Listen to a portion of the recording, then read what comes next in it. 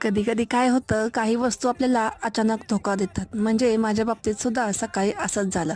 तर माझ्याकडे काल रात्रीचं बॅटर शिल्लक होतं इडली पिठाचं.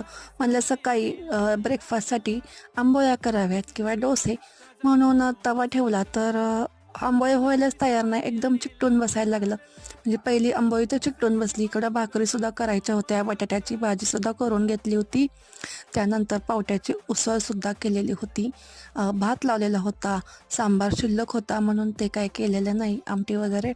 तर इथे म्हणलं आंबोळ्यातच माझा वेळ गेला. तर झाल्या की 10-12 आंबोळ्या झाल्या.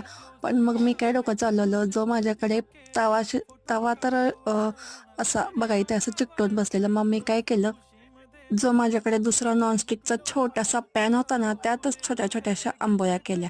तर बघा हे अशा प्रकारे नशीब माझ्याकडे तो पॅन तरी होता, कारण मी सेटच मागवलेला होता ना.